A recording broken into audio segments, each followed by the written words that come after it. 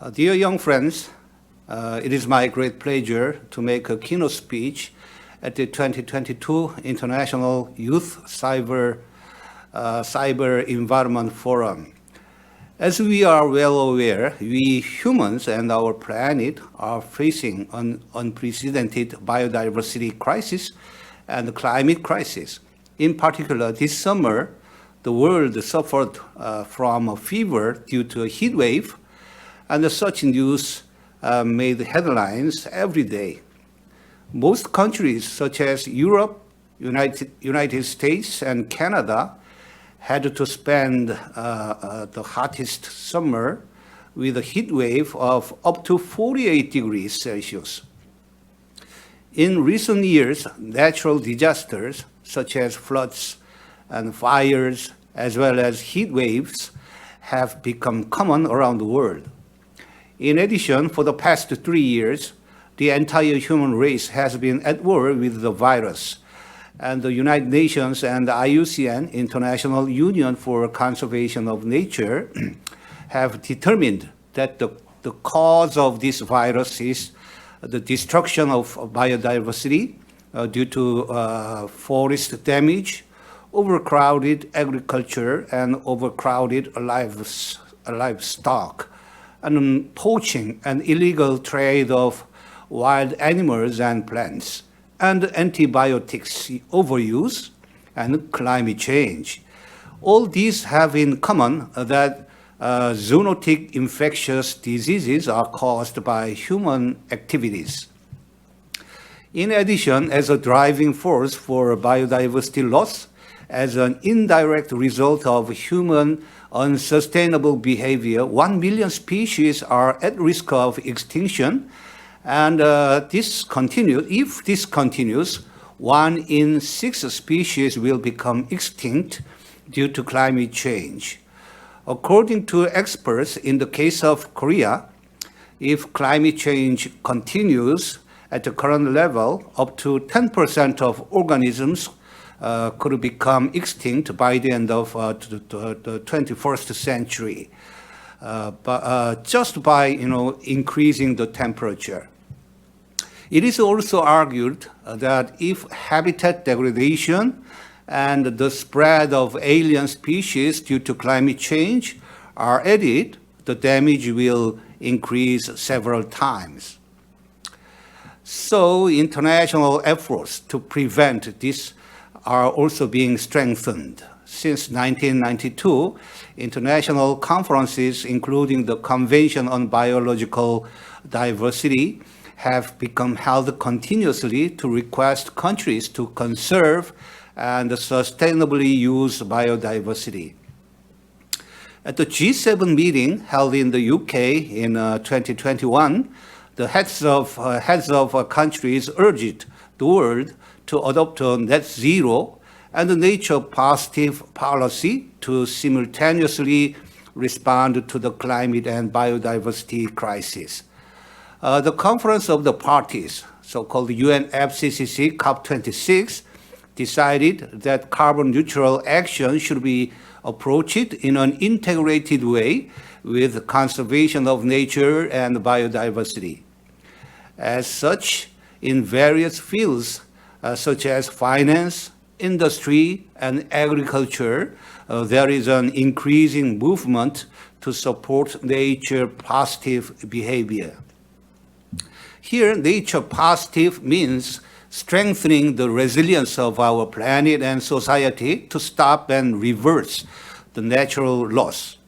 The goal is to stop and reverse the natural loss measured at the 2020 baseline by increasing the health resilience and the diversity of species, populations, and ecosystems so that from 2030 onwards, they can walk the path of recovery.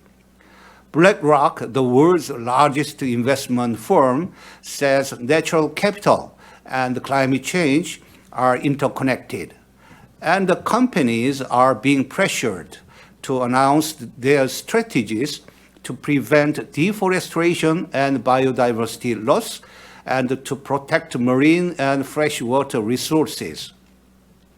In this atmosphere, TNFD, so-called Task Force on Nature-Related Financial Disclosure, was launched last year. TNFD is modeled after the existing TCFD. This is a task force on climate-related financial disclosure.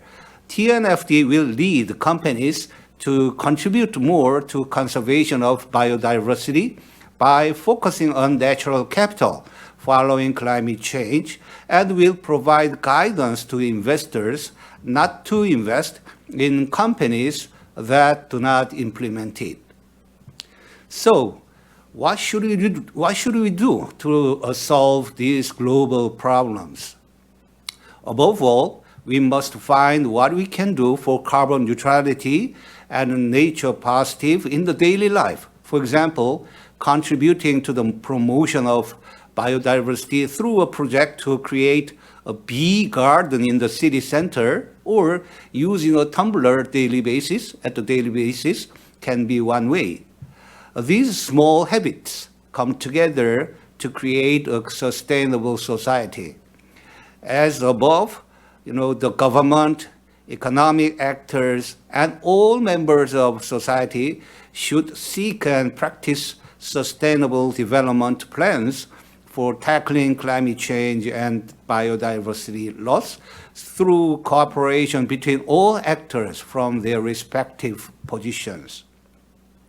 Also, we should become citizen scientists who are interested in climate change and biodiversity. Nowadays, with the development of social networks and information and communication technology, anyone can easily access information about nature. Next, let's consider two areas more specifically. First, let's think about consumption culture, consumption patterns to achieve eco-friendly economy and society. Humans live by extracting resources from nature and producing the extracted resources as goods and services, and consuming the produced goods and services. In these three processes, nature is polluted or destroyed, which ultimately leads to the crisis of human survival. Because nature can exist without man, but man cannot survive without nature. In this context, if we consume only as much as we need, the production is reduced compared to the present. And the reduction in production leads to reduction in resource extraction, thereby minimizing the loss of nature. Mahatma Gandhi said, "The world has enough for everyone's need, but not enough for everyone's greed." Dear friends, WEF, World Economic Forum, conducted a survey on factors in terms of the greatest impact through the global risks in 2021. Here, the first place was on pandemic, and second place was the failure to respond to climate change. And the fourth place was the loss of biodiversity. This year's WEF analyzed what the greatest risk the planet will face over the next 10 years, and announced that the first place was climate action failure, the second place was extreme weather, and the third place was biodiversity loss. IUCN presents nature-based solution as a solution to these problems. Nature-based solution, in short NBS, means actions to protect, sustainably manage, and restore natural or modified ecosystems that address social challenges such as climate change, food and water security, or natural disasters effectively and adaptively, simultaneously providing human well-being and biodiversity benefits. In fact, there are so many problems that we humans need to solve. We've seen a lot in the media that all kinds of plastic bags and plastics thrown away by humans are filling the stomachs of fish and birds in the sea.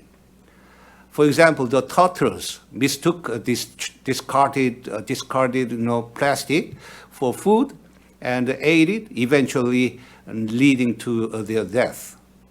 As such, consumption of straws and plastics, which are conveniently used for us, is threatening the ecosystems of sea turtles.